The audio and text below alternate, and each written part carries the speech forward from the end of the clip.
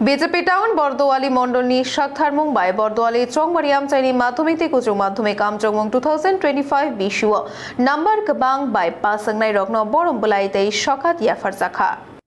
করাকশাল Agartala town হলো বর্দোয়ালি চংবাড়ি আমচাইনি মাধ্যমিক থেকে উচ্চ মাধ্যমিক 2025 বিশুনি আমচংমং কবাং নম্বর বানি পাস খ্লাইনাই স্রংনাই তাই স্রংনাই জক সংনো বিজেপি টাউন বর্দোয়ালি মন্ডলনি শাখার মুম্বাই বরম বুলাইতে শখাত ইয়াফার জাখা পান্ডাও নারওয়াই অকরা অঙ্গি মানচাকা হাস্তেনি মন্ত্রী অকরা এবা Bordowali চংবাড়ি আমচাইনি MLA professor doctor Manik Saha বনকারিব পান্ডাও মানচাকা Bordowali মন্ডলনি আচকফাং Shyamal Kumar দে সদর বখাকস্তেনি আচকফাং অসীম ভট্টাচার্য কর্পোরেটর অভিজিৎ মল্লিক দে রত্না দত্তন খবই কুবনি আদম রক পান্ডাও কক নারকনা থাঙ্গাই মন্ত্রী অকরা শাখা পান্ডাও বরম তেই শকাত মান্নাই শ্রংনাই জক সং ফাইনাই সালো হদাতাই হাকতনি হামক্রাইনি বাগে বরকনি রংমুং তাই এলমনো সামঙ্গ ফুনাংনা নাংনাই হিনে বসাগা ত্রিপুরা হাস্তিনি শ্রংনাই রকনি অর এলমনি বিয়াল গৃহিনী বরকন শেপসিমি শিরিনা হাস্তে হাবা ও শেপ রকন রিউইতং হিনি শাখা তার বিকাশ সেটা তো বেশি হবে তত বেশি আমরা সামনের দিকে এগিয়ে যেতে পারব এবং যারা হয়তো ফেলও করেছে আমরা জানি failure is the pillar of success যে ব্যর্থতার মধ্যেই কিন্তু সাফল্যের যে চাবিকাঠি সেটা কিন্তু লুকিয়ে আছে সেটা বের করতে হবে তাহলে চলবে না আমরা অনেক ধরনের সরকার এডুকেশন ডিপার্টমেন্ট অনেক চেষ্টা করছি যাতে করে শিক্ষা ব্যবস্থা গুণগত শিক্ষামান সেটা আমাদের ত্রিপুরাতে হয় সেই অবস্থা আমরা এখানে করছি স্বামী বিবেকানন্দ বলেছেন যে মানুষের যে অন্তর্নিহিত যে পূর্ণতা বিকাশ সেটা যখন সাধন হবে সেটা হচ্ছে আসল শিক্ষা আমরা কিন্তু এই পুরোত বিদ্যা শূন্য নিয়ে আমরা চিন্তা করি ত্রিপুরার ছেলে মেয়েদের মধ্যে মানে আমি যতটুকু দেখছি তাদের কিন্তু ট্যালেন্টের অভাব প্রচুর ট্যালেন্ট খালি তাদের সুযোগ সুবিধা প্ল্যাটফর্ম দেওয়া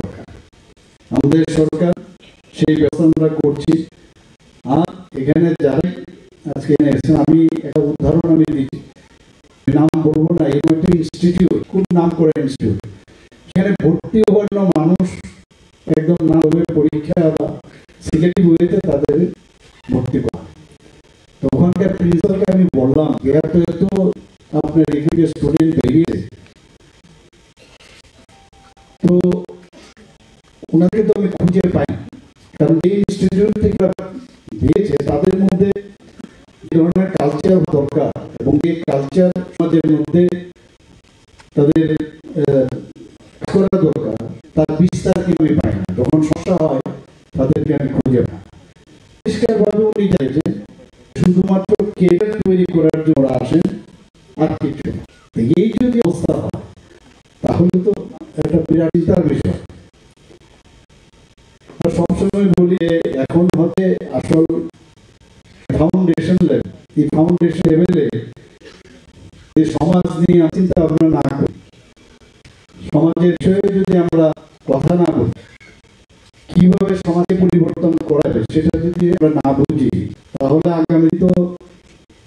যে যারা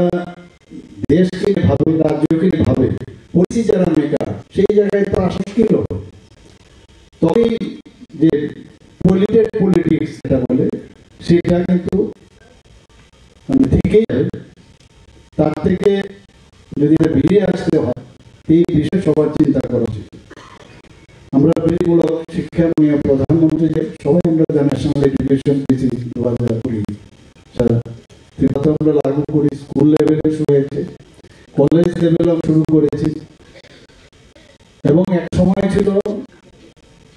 যে ভারতবর্ষের বাইরের থেকে মানুষ নালন্দা ইউনিভার্সিটি তক্ষশিলা ইউনিভার্সিটি এই কথাই আমরা বলি মানুষ বাইরের ক্ষেত্রে ভারতে আসতে হবে পড়াশোনার জন্য আর এখন আমরা খুব খুশি হই আমার ছেলে মেয়েরা যদি আমেরিকা বা অন্যান্য জায়গায় দেশে থাকে গর্বের সাথে আমার ছেলে বাইরে থাকে তো এখন কিন্তু এই ন্যাশনাল এডুকেশন পলিসি যেটা ভারতবর্ষের কৃষ্টি সংস্কৃতি এবং পরম্পরা সেটার উপর ভিত্তি করে নতুনভাবে माननीय प्रधानमंत्री जी नेतृत्वे যে ন্যাশনাল এডুকেশন পলিসি এবং 33-34 ইয়ার্সের এরকম একটা পলিসি হচ্ছে, যেখানে আমাদের আগামী দিনের ছেলেমেয়েদের মধ্যে আমি নিশ্চিত যে ধরনের চিন্তা ভাবনা তৈরি হবে ভারতের চেহারাই পাবে। আমরা অনেক সময় সেন্টার থেকে আমরা মনে করি যে আমি আমরা সেই জায়গা থেকে যদি আমরা না বেরিয়ে আসি তাহলে কোনো অবস্থায় এই সমাজের পরিবর্তন কোনোদিন পরিবর্তন হবে না। আমাদের যে রাজ্যের যে শিক্ষা ব্যবস্থায় আমাদের যে ডিপার্টমেন্ট আছে সেখানে নিপুণ ত্রিপুরা আমরা তৈরি করছি। নিপুণ ত্রিপুরা নিপুণ ত্রিপুরা যা ভাষাগত ও গাণিতিক বিষয়ে আমরা ছোটবেলায় আমরা নিজেদের মধ্যে অভিজ্ঞতা যে অনেক জায়গায় গ্রামে বহু জায়গার মধ্যে যে তাদের সেই নলেজ বা ভাষাগত যে সমস্যা সেটা অনেক প্রবলেম। সেখানে আমরা প্রাথমিক স্তর দ্বিতীয় শ্রেণী পর্যন্ত এই নিপুণ ত্রিপুরা আমরা শুরু করেছি। ন্যাশনাল এডুকেশন পলিসির ভিত্তিতে আমরা মূল বিদ্যা সেতু আমরা 9 একটা শুরু করেছি। সেখানে যাতে স্কুলের ভিতর এসে নিজেদেরকে আগের থেকেই নিজেকে ওখানে নিজে এনভায়রনমেন্টে পরিচিতি লাভ করে তার জন্য এই মৌলিক বিদ্যা আমরা শুরু করেছি। ডিজিটাল শিক্ষা ব্যবস্থার উপর আমরা খুব গুরুত্ব দিয়েছি। কিছুদিন আগেও আমি দিল্লিতে গেলাম, সেখানে আমাদের আর্টিফিশিয়াল ইন্টেলিজেন্স এবং তার উপর আমার একটা ওখানে বক্তব্য রাখতে হয়েছিল। এমন অবস্থা হচ্ছে আর্টিফিশিয়াল ইন্টেলিজেন্সে যে এখন ঘরের ভিতর প্রবেশ করে ঘরে থেকে